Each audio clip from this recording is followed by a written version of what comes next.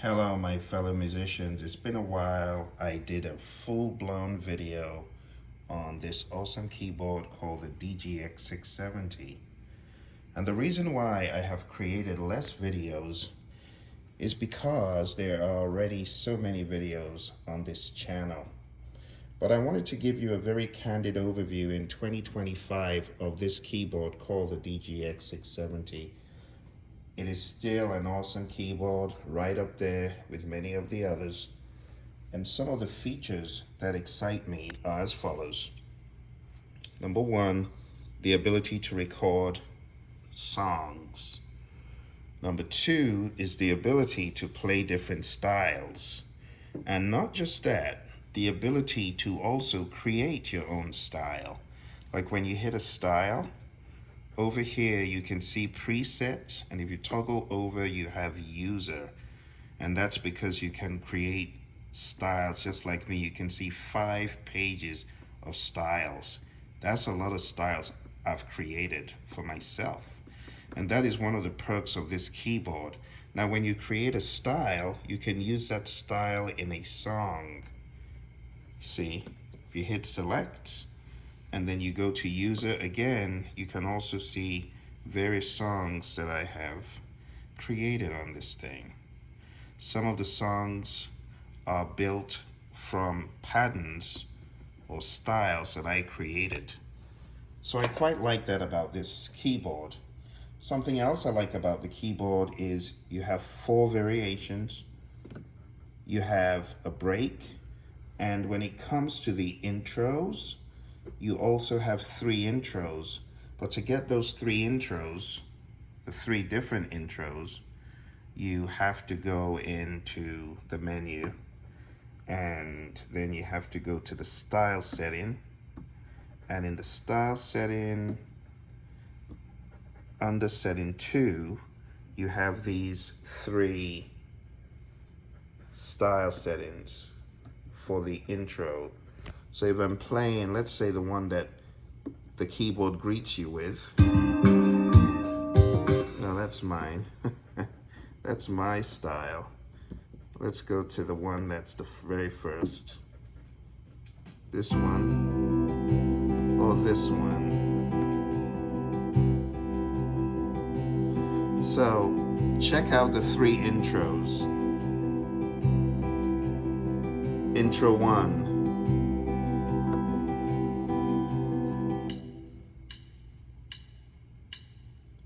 So very simple counting. 1, 2, 3, 4, like that. Let's check the other one out. Check this intro out.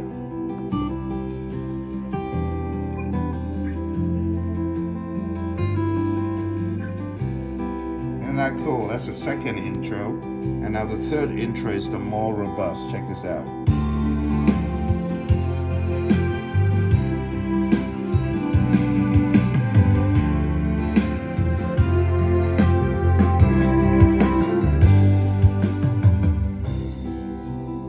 Really cool. The same thing for the endings. It has 3 different endings.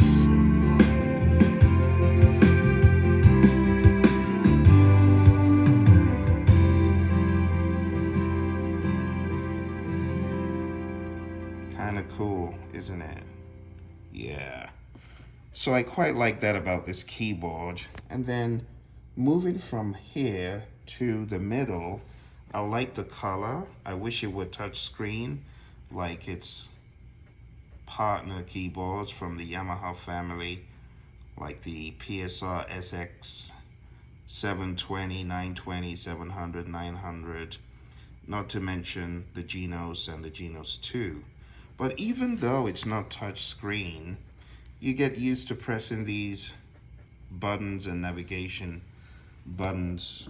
You know, even the Motif XF8 was not touchscreen. So I've kind of grown accustomed to the Yamaha fiddly little buttons here and there. Now coming over to this side, one of the things I really like about this keyboard is the ability to put in a USB stick, and you can play your WAV files which is really awesome to be able to play WAV files on this keyboard. You know, it's like you can expand this keyboard to no end. And then going into the functionality of the playlist, as you can see here, the playlist of all these songs. See, current registration bank chains. So let me play a song or two. So if you go in here, you have all of these songs, but in the playlist, you also have the ability to list songs that you want to play. So I haven't used this feature a whole lot anyway, but you also have a very robust array of voices: pianos, organs, guitar, strings, brass, percussion, and synth, and very easy to access. You just punch that in and you've got your pianos and very good high quality Yamaha sounds as usual. So I'm not even going to complain about any of the sounds. They're really nice. And when it comes to the strings, the unfortunate thing is when you hold down the sustain pedal, it dies out. That's the only problem with this keyboard. And I'm not buying what Yamaha is saying by telling you, well, we wanted to make it realistic, so when you hold it down, you won't hold it down for an inordinate amount of time, which would be artificial. But no, the other Yamaha keyboards, they don't do that. They don't die out like this one does. What else? The brass, the woodwinds, everything here is really cool. And then you also have the ability to layer sounds or to split into a left and right.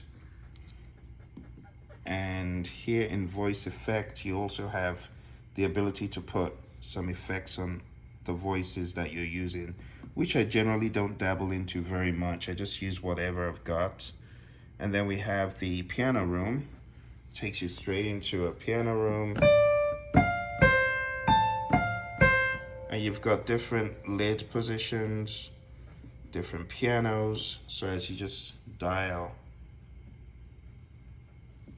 let's see, dial.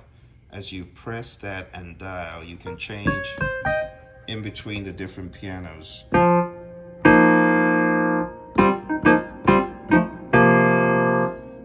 And the sound is pretty decent. All this is directly from the speaker.